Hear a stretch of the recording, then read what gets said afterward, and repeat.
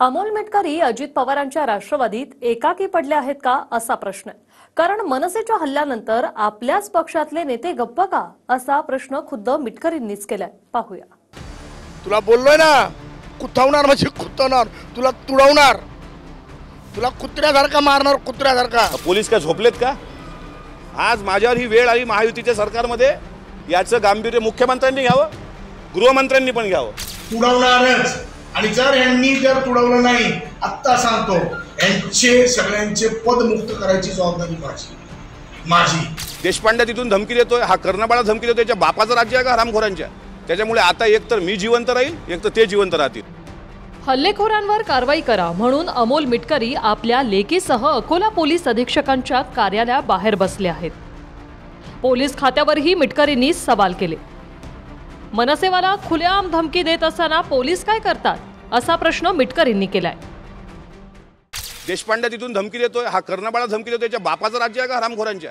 त्याच्यामुळे आता एक तर मी जिवंत राहील, एक तर ते जिवंत राहतील। मी स्वतः आता विरोधी पक्षनेत्यांसोबत बोललोय, मी असेल महायुतीचा भाग नंतर आहे, सरकारमध्ये आहे मी नंतर आहे, पण माझ्यासारख्या एखाद्या संविधानिक पदावर असणाऱ्या व्यक्तीचे दिवसा ढवळ्या हे गुंडे गाडी फोडतात आणि त्यातले आरोपी 3 दिवसापासून अटक होत नाहीत। न्याय नाही मागणार आम्ही, मारून टाका यांनी, मला गोळ्या घ्याव्या एसपींनी आणि या पोलिसांनी, इथंच मारून टाकावं मला, मी उठणार नाही आज। माझी तर विनंती आहे अजितदादांना, दादा कृपया ज्याच्या तोंडाला बावासीर झाला, पाईल झालाय, मुळव्याध झालाय, तुमच्या पक्षाला हा माणूस डुबवणार आहे, कृपया तुम्ही खूप कष्ट करून पवार साहेबांसारख्या पितृतुल्य माणसाबरोबर आपण वैर घेऊन आपण पक्ष वेगळा केलात आणि अशा पक्षाला संपवायची या माणसांनी सुपारी घेतली का असं मला आता वाटतंय।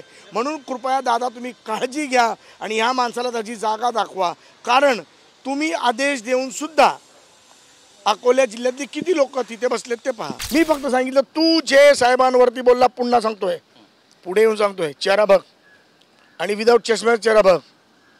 मग काल तिथे असं केलं होतं फक्त, आता तुला असं करून असं करतोय, घाट करणं बरोबर आहे।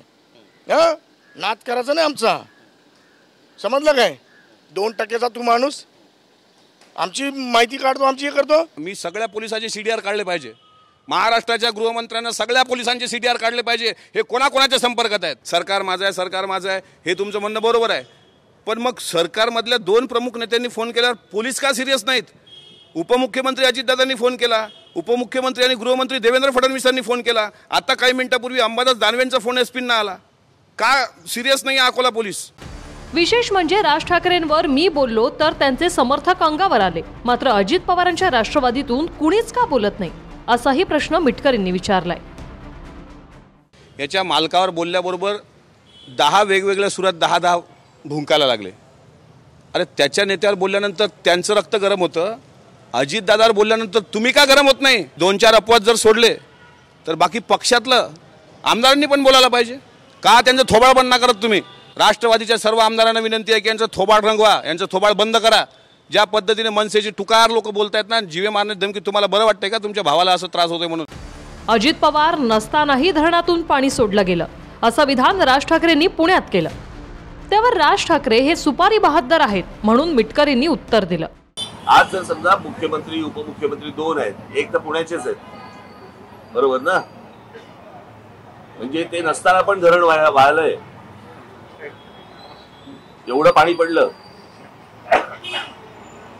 आता मला असं वाटतं की त्यांनी ह्याच्यामध्ये लक्ष घालायला नको का? दिलेला शब्द पाळणाऱ्या अजितदादांबद्दल सुपारी बहाद्दरांनी बोलू नये, कारण हे सुपारी बहाद्दर टोलनाक्याचं आंदोलन असेल, भोंग्याचं आंदोलन असेल, आणखी कुठलं आंदोलन असेल, ते जीवनात कधीच सक्सेस करू शकले नाही। विश्वासार्हता या व्यक्तीची संपलेली आहे आणि राजकारणात महाराष्ट्राच्या आतापर्यंतच्या इतिहासात सर्वात अयशस्वी ठरलेल्या व्यक्तींनी अजितदादांच्या कार्यकर्तृत्वावर प्रश्नचिन्ह निर्माण करणं म्हणजे हे सूर्याला वाकुल्या दाखवण्यासारखं आहे। कुठलीही पलटी मारलेली नाही। मी त्या संदर्भात ट्विट करून सांगितलंय की मी माझ्या वक्तव्यावर ठाम आहे आणि मी जे काही बोललो होतो ते वक्तव्य सर्व मीडियासमोर आहे। मी स्पष्ट सांगतोय, ट्विटवरही सांगितलं, आताही सांगतोय की मी असं कुठं पलटी मारलेली नाही।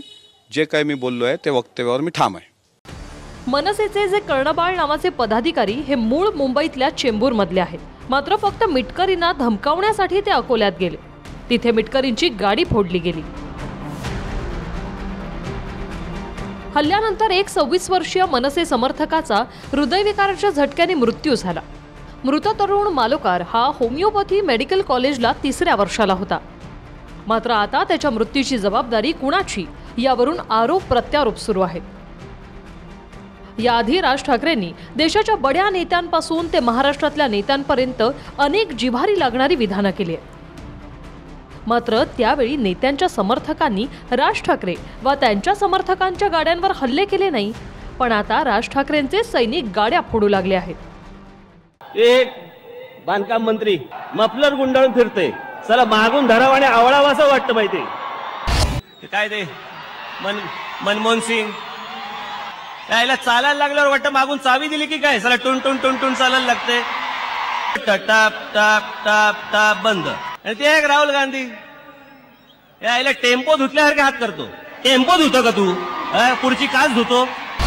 मी तुला दिसलो का गाडीमध्ये? मी झोपलो होतो का? मी होतो का तिथं? साहेबांवरती जो कोणी येणार आडवा त्याला सोडणार नाही. ठीक आहे, टीका करा. टीकेला एक लाईन असते, एक मर्यादा असते. मर्यादेच्या बाहेर जाऊन जर कोण बोलत असेल त्याला सोडणार नाही. Bureau report, TV9 Marathi.